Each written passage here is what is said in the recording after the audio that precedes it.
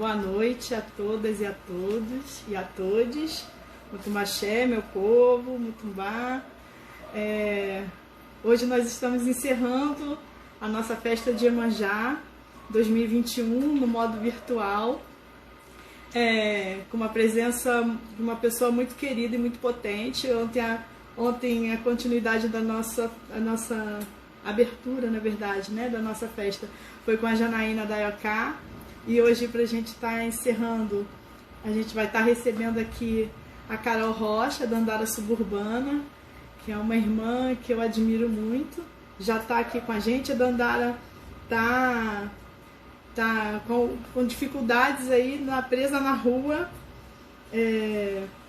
Então a gente não vai poder ter aquele tempo todo que a gente estava planejando de conversa, mas eu acho que mesmo com pouco tempo vai ser bem potente. Então já vou chamar a Carol Rocha, da Andara Suburbana, aqui para a gente começar a nossa conversa da tarde.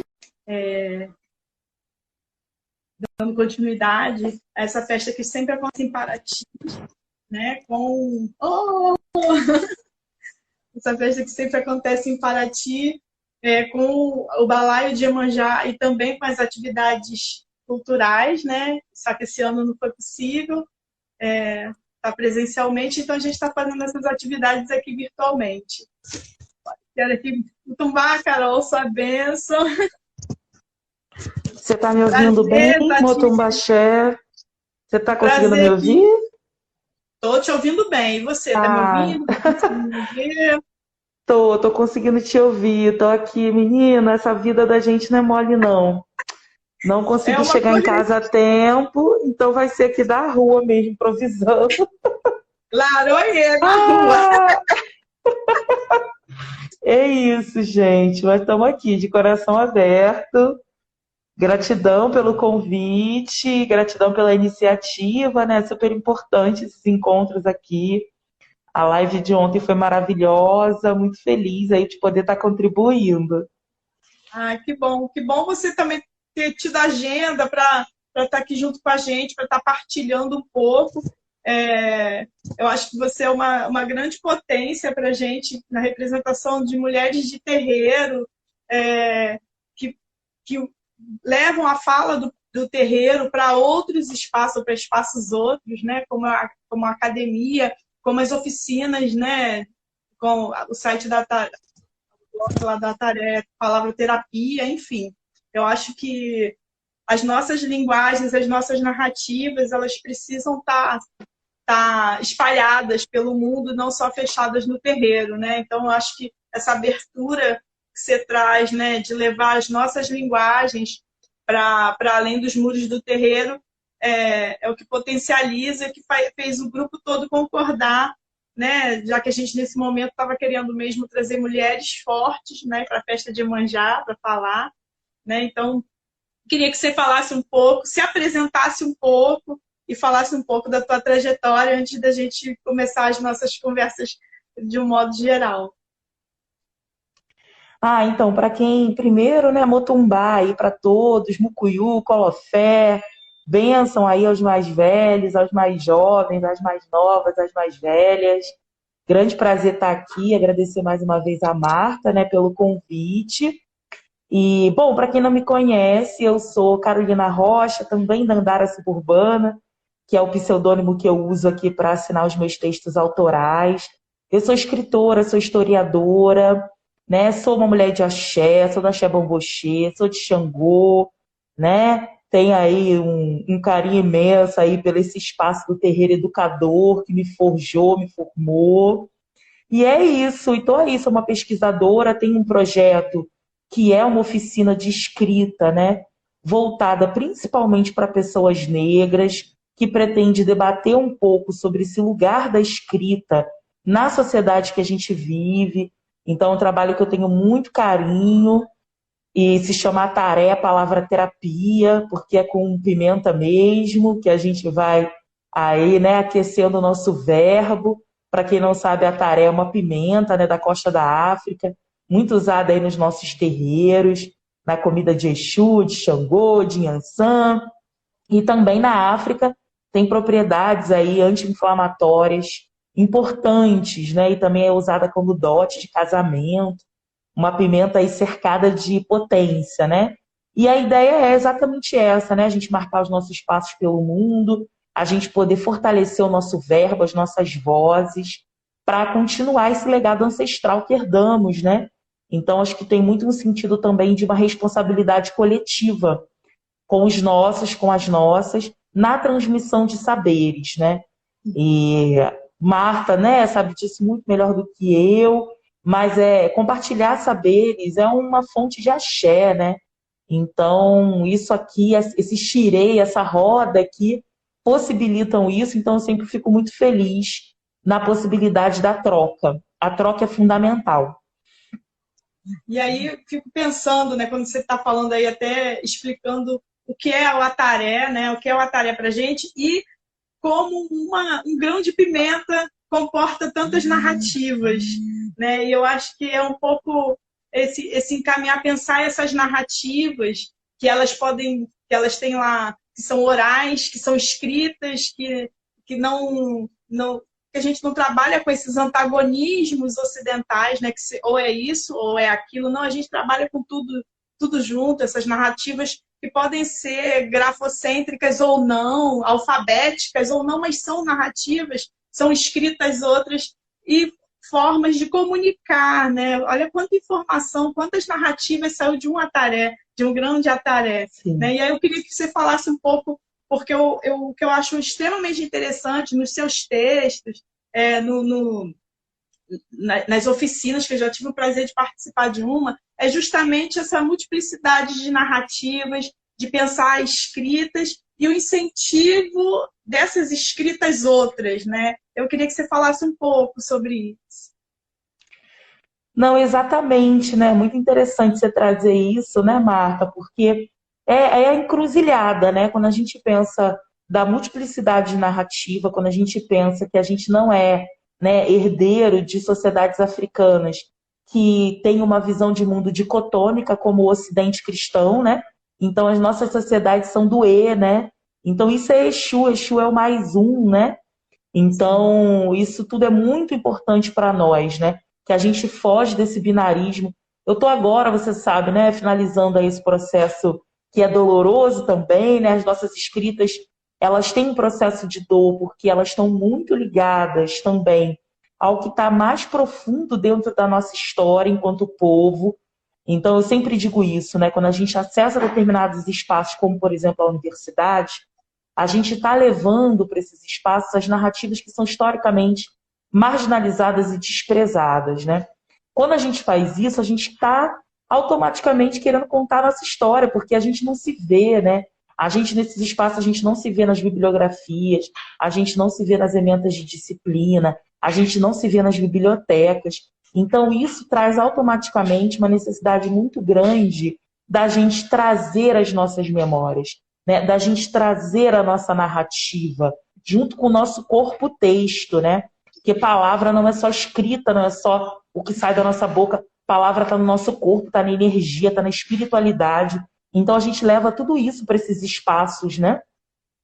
E a partir daí, eu agora nesse processo de finalização aí de doutorado, né? Nesse processo de finalização de tese, uma coisa que dificilmente eu falo, né? Não compartilho muito sobre isso, porque eu acredito muito que, assim, não são os nossos títulos, né, que nos definem, né? A gente é definido pelo trabalho que a gente faz, pelo movimento que a gente faz no mundo, e isso a gente pode fazer de muitas formas. Mas nesse processo específico tem sido bem doloroso, porque estou trabalhando com a história do nosso povo, né? Estou trabalhando com o povo de axé, com os terreiros, né? E com uma relação de violência, né? Que é essa relação que a gente tem da toda ofensiva neopentecostal, tanto uma disputa de linguagem de narrativa, porque passa por isso, né? A violência que nós sofremos, tanto na mídia televisiva, como também dentro dos espaços políticos, como nas ruas, né? Nos espaços religiosos e não só, né? A gente sofre muita ofensiva, como também dentro das nossas favelas e periferias, essa aliança, né? De muitas igrejas e denominações neopentecostais, né? Que a gente chama genericamente de evangélicas, com o tráfico de drogas, né? E não só, com o tráfico, com a polícia, com a milícia, enfim, com esses braços armados, né? Isso tem sido tudo muito grave para a nossa história, muito grave violentamente para nós, enquanto povo de terreiro, enquanto povo de axé, né? E aí, partindo dessa narrativa que é a minha, porque é a minha história, e que tem muita dor também, mas também muita necessidade da gente pensar junto as estratégias, é que eu tenho pensado o quanto foi importante também estar, né, nessa multiplicidade, nessa encruzilhada, com a Taré Palavra Terapia. Porque tudo que eu defendo, né, que a gente defende lá na Taré, é que a escrita ela tem dois caminhos possíveis nessa encruzilhada, né? Tem vários outros, mas eu estou focada em principalmente dois, que é um meio terapêutico, né? Uma escrita que traz para a gente uma reelaboração dos nossos traumas, traz para a gente uma reelaboração de sentido, traz para a gente, inclusive, memórias, né, que a gente não estão a nível do consciente, né? Que a gente muitas vezes não para pensar no nosso cotidiano, no nosso dia a dia, mas que nos forjam, né? Então tem esse viés curativo terapêutico da palavra, em que a gente cria narrativas para também se reinventar e também se recriar, mesmo com o trauma imenso que o racismo nos traz. E, por outro lado, o viés político, né? Que é marcar os passos no mundo, né? Que é a gente dizer, né, que não existe uma história única, né? Que existem muitas possibilidades de história, que existem muitas possibilidades de narrativa, né? E que se existe uma magia branca, eu chamo, por exemplo, as regras ABNT de magia branca, né? Eu falo que a branquitude, né, como diz Marcota Valdina, tem a sua magia, né? Uma magia branca, e é uma magia que está imposta para nós. E nós temos a nossa magia negra, né? Então, magia, o que que é? Magia é códice, é código. Nada mais do que isso, né? Toda magia é um código. Nós criamos muitos códigos que essa sociedade branca ocidental cristã não sabe decodificar e por isso nos demoniza e nos criminaliza. Do mesmo jeito, essa sociedade também tem um monte de códigos que não estão acessíveis para nós, né? E que, pelo contrário, tem um monte de obstáculos para que a gente possa ter um entendimento, né? A diferença é que os códigos deles estão colocados no lugar da normalidade, da neutralidade, né? Do que é o positivo. E numa visão dicotômica, a nossa magia, as nossas estratégias de existência são colocadas como negativas, né? Então nós somos sempre o outro, o bárbaro, o selvagem, né? Que vai ser criminalizado, que vai ser demonizado e que precisa ser, inclusive, eliminado da face da terra, né? Faz parte a política de exterminar a gente, exterminar a nossa história. Então, é muito importante, né, que a gente pense sobre isso, né? Como que é importante a gente escrever as nossas histórias, como que é importante a gente reforçar as nossas memórias, como que é importante a gente ter acesso a quem a gente é, né? Porque isso é fundamental. Um povo que não conhece essa história, que não sabe de onde vem. Para quem não sabe de onde vem, qualquer caminho serve, né? Então a gente precisa saber assim, qual é a nossa história, de onde a gente vem, de que povo pertencemos, qual é o nosso propósito nessa vida, né? Isso é muito fundamental para que a gente entenda também o nosso imenso poder, né? Que a gente tem poder. Não um poder como definiu o capitalismo, né? Que é poder em termos de aquisição econômica e material. Mas é uma outra definição de poder, né? Que é o que nos permitiu chegar até aqui e que a gente precisa usar também a nosso favor para fazer as transformações necessárias que precisam ser feitas, né? Eu te ouvindo, eu fico pensando, né, nos processos, quando a gente chega, mas entra na academia, se aproxima da academia com as nossas linguagens, né? E aí as pessoas falam, não vai traduzir, mas vai usar, mas ninguém entende. Poxa, mas há quantos anos a gente está aí também não entendendo, tendo que aprender, né? Porque você tem que aprender essa linguagem acadêmica para poder entrar nesse espaço, para meter a pé na porta desse espaço, né? E aí, quando você entra nesse espaço, eu sempre tenho frisado isso, né? Porque é uma armadilha também a gente, depois que está dentro, se deixar levar por essa linguagem da branquitude, né? Se a gente conseguiu entrar, agora é a nossa hora de também estar mostrando que narrativas são essas, que linguagens são essas, e principalmente que histórias são essas. E quando você fala de como é difícil escrever, né? Colocar no papel esse exercício, né? do papel, principalmente contando a nossa história, eu fico lembrando do momento que eu fui escrever a introdução, que eu não chamei de introdução, eu dei o título lá da dissertação, que era uma cantiga de Exu. E aí eu começo a falar da minha trajetória, né? De quem foi minha avó, como ela ensina. E aí, naquele momento, veio tudo à tona, né? Toda essa história ancestral, né? De ser uma das primeiras da família, chegar ao mestrado, acessar uma universidade pública, enfim, né? E pensar em todos os racismos religiosos, estruturais, que a família de mulheres, principalmente as mulheres da família, que eu venho de uma família de mulheres fortes e trabalhadoras, domésticas, a maior parte. Então, como esses processos vêm à tona na hora da nossa escrita, mas que eu acho que também é fundamental trazer isso à tona, né? Principalmente trazer essas memórias ancestrais, porque elas também trazem tantos saberes, tantos conhecimentos, né? São histórias que se repetem mesmo com o povo que não é de terreiro, mas que é de periferia, que é família preta. Você vê que esses saberes são compartilhados, independentes até da religiosidade, né? E como isso é ancestrálico mesmo, né? Então, eu acho que é um pouco por esse caminho que você vai conduzindo, né? Não, exatamente. Você falar sobre essa questão da tradução é interessante, porque tudo a gente precisa colocar glossário, né? A gente é cobrado de, tem que colocar um glossário, tem que colocar Sim. um índice, né? Para poder explicar. E eu fico pensando assim, gente, ninguém faz glossário para a gente, né? Quando a gente está lá estudando nesse espaço institucional, que é a escola, né? Uma escola profundamente marcada por uma mentalidade branca, europeia, cristã, né? A gente não tem glossário, né? E aí a gente precisa mesmo se virar para aprender essa magia, para aprender esses códigos e conseguir sobreviver nesses espaços, né? Passar por esses espaços. A gente sabe que grande parte dos nossos não passa por eles, né? E aí eu acho muito importante quando você fala, Marta, dessa questão da gente poder entrar, né? Da gente poder entrar nesses espaços levando a nossa magia, porque senão a gente corre o risco. Que qual é o risco, né? A gente sabe que a gente é inteligente, que a gente é capaz de aprender a magia do outro, o código do outro, né? A gente sabe disso. Só que qual é o risco? O risco é que ao aprender o código do outro, a gente coloque a máscara do outro, né? Que é o que Fanon fala, né? Pele negra, máscaras brancas.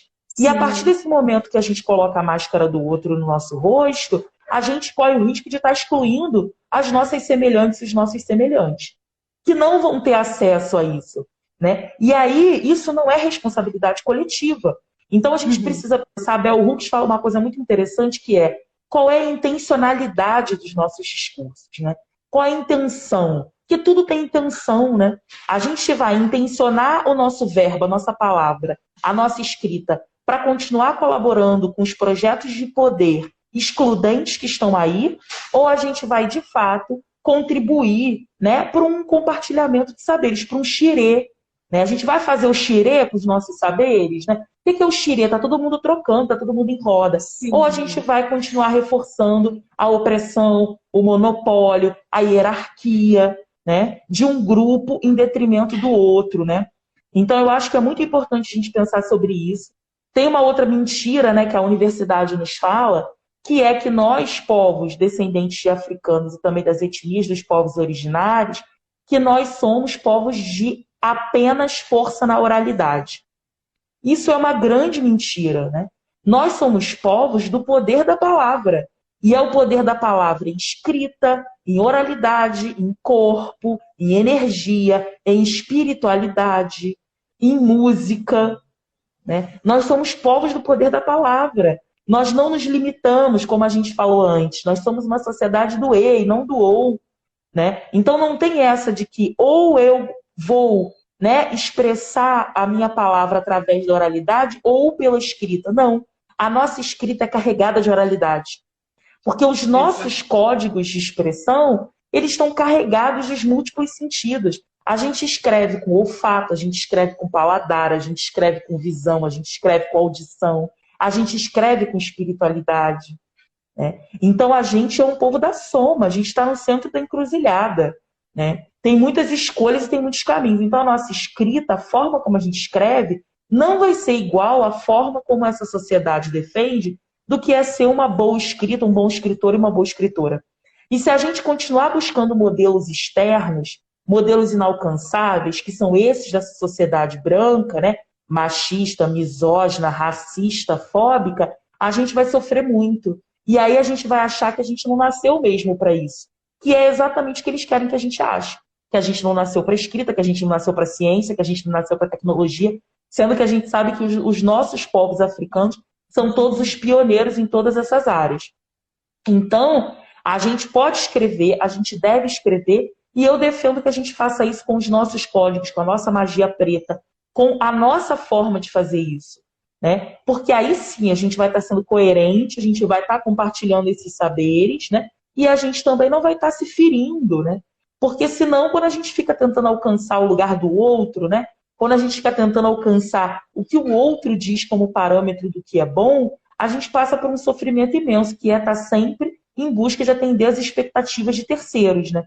E a gente já sabe que na sociedade que a gente vive, não importa quão boa a marca seja, não importa quão boa eu seja, né? Para essa sociedade excludente que está aí, a gente sempre vai ser e sempre vai estar num lugar menor. A gente sempre vai ser a outra.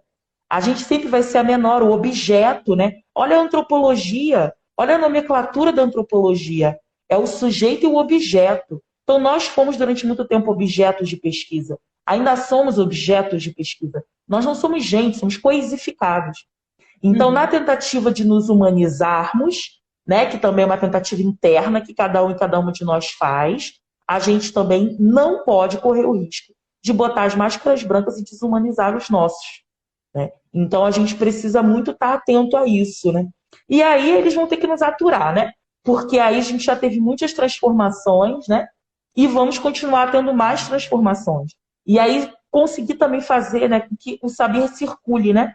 Eu acho que você tem muito essa preocupação, né, Marta?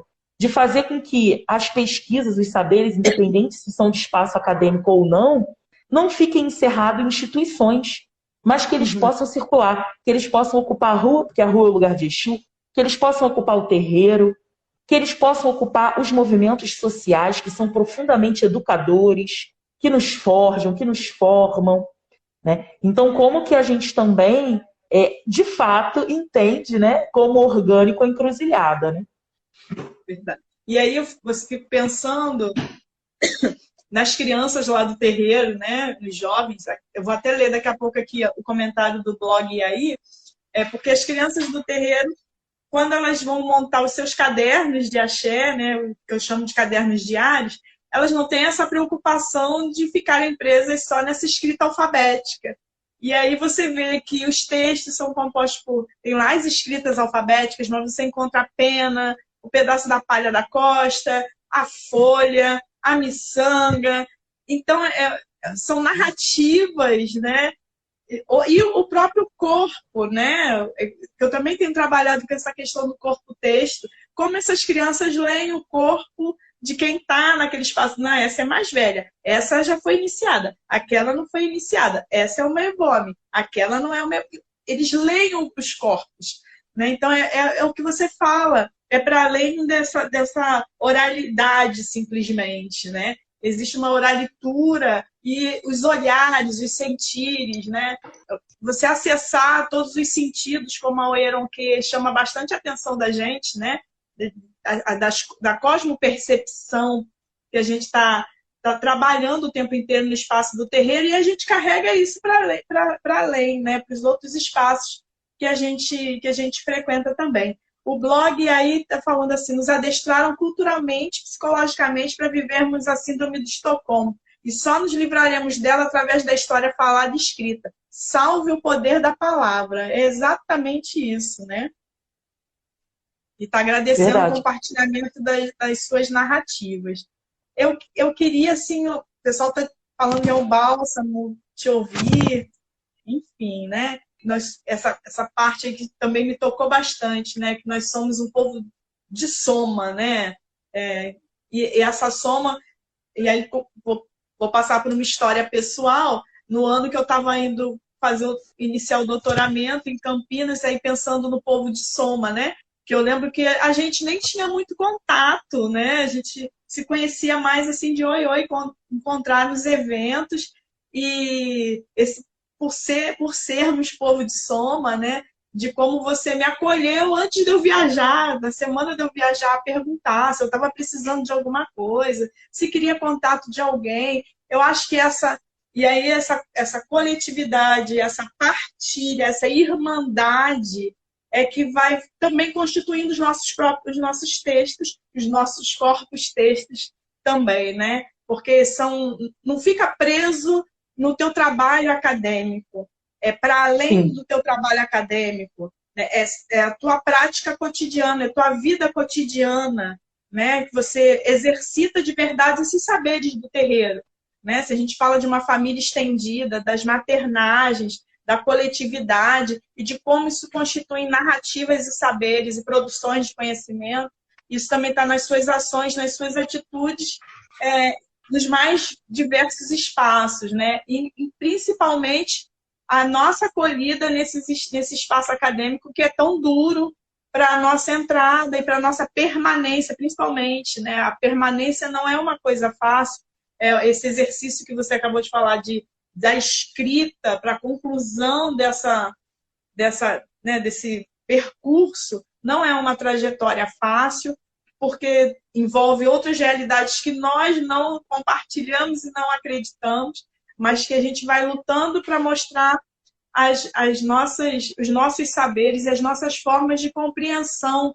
né? De como se constitui um texto, de como se pensa a pesquisa, e essa partilha que a gente leva, partilha afetos, sensações que a gente leva para todos os espaços. E aí, pensando nessas partilhas, sensações, eu queria que você falasse um pouco da página, né, das oficinas de escrevivência, que eu acho que essas oficinas eu só tive a oportunidade, por conta de tempo, de participar de uma, mas indico que entre na página da Andara Suburbana, porque os posts, os textos são inspiradores e motivadores, né? São textos que te inspiram a continuar, te inspiram a voltar a escrever para além das escritas de pesquisa, né? Então, tanto a página da Andara Suburbana quanto a página A Tarefa Palavra Terapia, queria que você falasse um pouco desse exercício, principalmente que você começa incentivando as mulheres pretas, né? E aí, de repente, fica uma coisa maior, né? Tem um crescente, né? Tô vendo aqui os comentários também. Obrigada, Márcia. Eu tô devendo ao blog aí, né? Gente, tô devendo, não nego, tô devendo um monte de gente. Tô devendo o quê, gente? Tô devendo texto, tô devendo áudio. Eu tô devendo uma participação minha, uma gravação pro Iaí, mas eu vou pagar, tá? Semana que vem eu tô entregando parte do meu texto. Eu tô enlouquecida, tava falando com Marta sobre isso nessa reta final aí da pós-graduação, mas vou resolver, tá, gente? Pode deixar que eu vou responder. Não esqueci. Foi a questão mesmo de conseguir parar. E eu gosto de fazer as coisas com carinho, né? Enfim, porque é isso, fazer com calma, a gente também fazer na atribulação para uma coisa que vai ficar lá, né, gravada, que não é ao vivo. Eu acho que a gente pode fazer com mais cuidadinho. Aí eu vou mandar para vocês, tá? Então já me desculpo por isso. Mas, Marta, muito importante isso que você falou, né? Porque, assim, quando a gente entra em espaços institucionais, que não é só a universidade, né, gente? Tem vários outros, né? Sim. Não é só a universidade que embranquece a gente, não é só a universidade que é hostil. Vários espaços são, né? Quando a gente entra nesses espaços, a gente fica muito feliz quando a gente consegue se olhar e se ver, né? Então, quando você fala que eu pude te acolher, na verdade eu te acolhi porque eu fui acolhida, né? E acolhida no sentido que olhar o seu corpo texto dentro daquele espaço era me ver também, né? Então eu acho que isso é muito importante para que a gente continue, a gente poder olhar umas para as outras, uns para os outros, se ver e buscar o fortalecimento, né? Entendimento e fortalecimento. Então isso tudo é muito importante para a gente, né? Eu fico realmente muito, muito feliz da gente ter se cruzado no caminho e quero dizer que você me acolheu tão quanto eu te acolhi, né? Que em vários momentos eu estava realmente muito desesperada dentro desse espaço, muito perdida, né? Então, poder conversar com você naquele momento, poder trocar, poder abraçar, foi também uma possibilidade para mim de existência com dignidade, né? Isso é muito importante de dizer. Então, por isso também, né, vocês que estão nos ouvindo, espero que vocês sempre possam fazer isso uns pelos outros, umas pelas outras, né? Porque a gente não é um povo que separa as coisas, né, Marta? Então não adianta a gente ter uma palavra bonita se na nossa prática a gente não tem verdade, né? Então, como nós somos integrais e nos vemos na integralidade, não faz sentido para a gente um discurso sem prática, né? Nós não somos um povo, né, de teórica, né? Nós não somos um povo de retórica, retórica vazia. O Ocidente é cheio de retórica, né? Quando a gente vai olhar para o judiciário, né, para o linguajar, por exemplo, de áreas como direito, é cheio de retórica muitas vezes vazia, retóricas racistas, opressoras, né? E nós não. Nós somos um povo que tem um compromisso com a palavra ética, que tem Xangô. Então a gente precisa honrar essa palavra ética entre nós, né? Que é o cotidiano. Palavra pra gente é materialização. Palavra pra gente é realidade. Quando a gente fala, a gente constrói realidade, né? Esse é o poder da palavra, né? Que o blog aí estava reforçando aqui, né? Esse é o poder da palavra. Quando a gente fala, a gente está construindo uma realidade, a gente está construindo, né? É algo muito real, é algo muito poderoso, é algo muito potente para o bem e também para a destruição, né? Não à toa, quando a gente fala de racismo, né, tem uma coisa que o Silvio Almeida fala que eu gosto muito, que ele fala que o racismo é teórico, né? O racismo ele passa pela teoria. O racismo ele passa por uma construção de linguagem, uma construção de palavra. Então, para vencer o racismo, não basta só que a gente tivesse, por exemplo, um poderio econômico e bélico superior a das sociedades que nos oprimem, se a gente não tiver disputa e construção de discurso. Então, é disso que se trata. E aí é que a gente vai buscar outras epistemologias, outras formas de construção de conhecimento, né?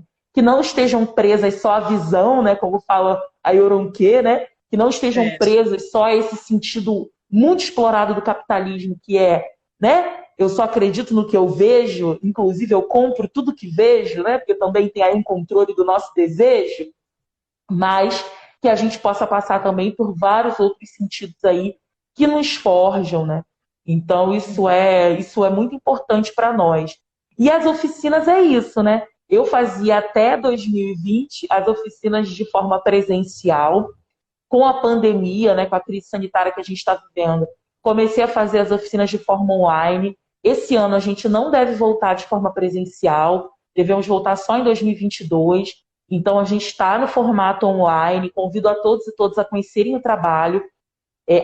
As oficinas de escrita mexem muito com isso, né? Eu sempre falo que são experiências extrasensoriais, né?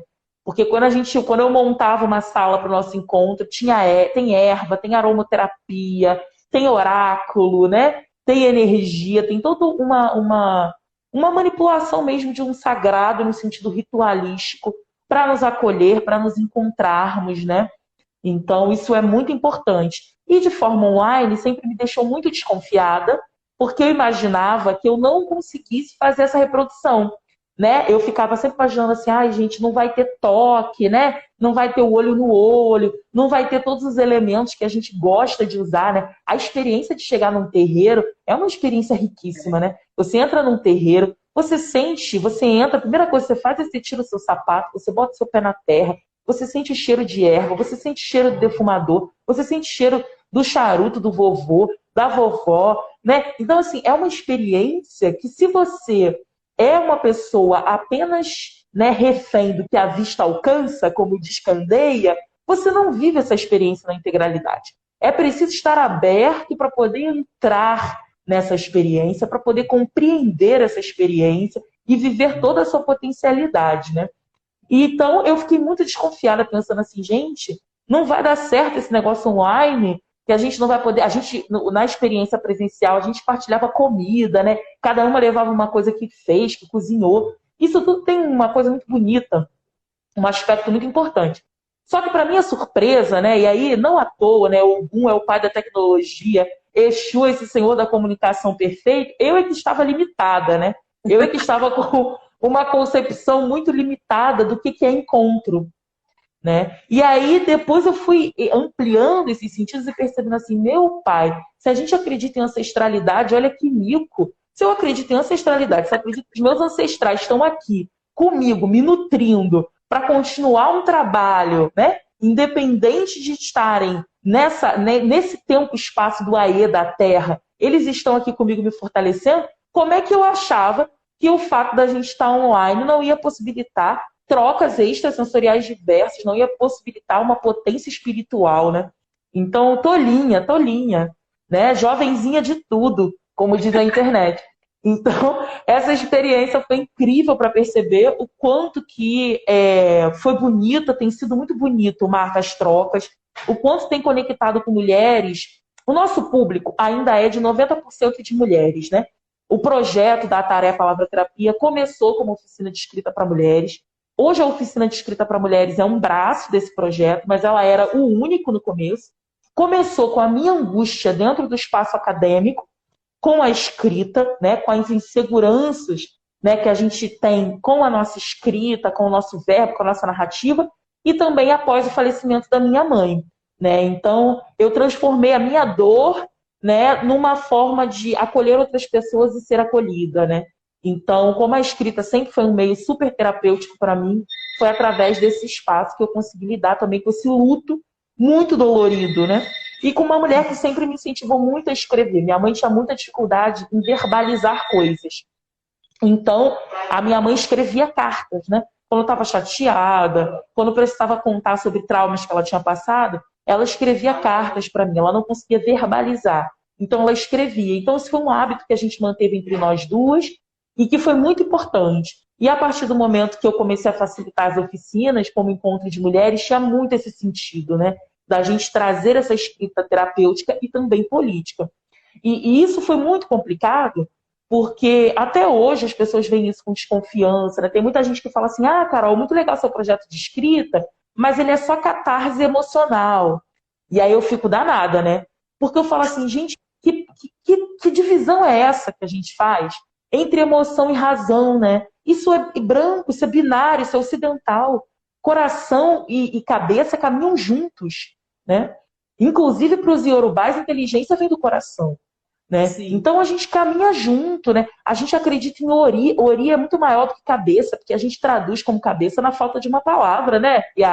Mas Ori é algo muito maior do que cabeça. Ori inclui o corpo inteiro. É isso, né? Então eu fico pensando assim, gente, que lugar é esse? Então eu falar das minhas emoções significa que eu não estou fazendo política? Significa que eu não estou marcando meus passos no mundo? Né? Então, que lugar é esse? Né? Então a minha ideia é justamente fugir dessa dicotomia. Né? A gente poder entender, sim. Óbvio que a gente precisa de recorte, precisa de intenção, né?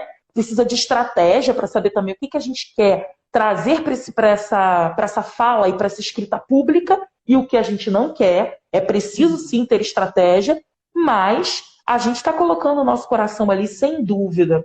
Então, as oficinas de escrita, a Tarefa Palavra Terapia é um espaço para a gente colocar o nosso coração, o nosso ori, a nossa espiritualidade, para a gente usar o poder da palavra. A ideia é desmistificar um monte de construções racistas e elitistas e misóginas em torno do que é escrita e intelectualidade. Né? A gente tem um imaginário social que construiu o lugar da escrita como um lugar de privilégio, que não é acessível para todo mundo. Então a ideia é ir desconstruindo isso. Ontem eu fiz uma oficina na Associação de Doulas do Estado do Rio de Janeiro. Né? Essa profissão de doula que eu tenho um carinho imenso, que é muito linda, né? Que é nada mais do que toda a ancestralidade das nossas parteiras, né? Das nossas mulheres aí, ajudando outras mulheres a parir aí novas existências. E foi lindo, porque mulheres dizendo assim, nossa, eu nunca achei que eu pudesse escrever, eu escrevi 20 linhas em 10 minutos.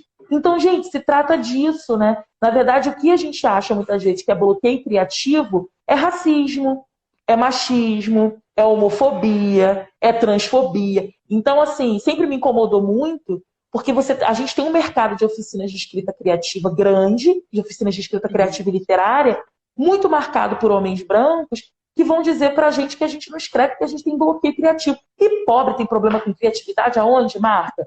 Eu, hein? A gente é o povo da gambiarra, a gente faz milagres, a gente transforma o limão na caipirinha. A gente não tem problema nenhum com criatividade, a gente não tem problema nenhum em inventar história e contar história. A gente faz isso o tempo todo.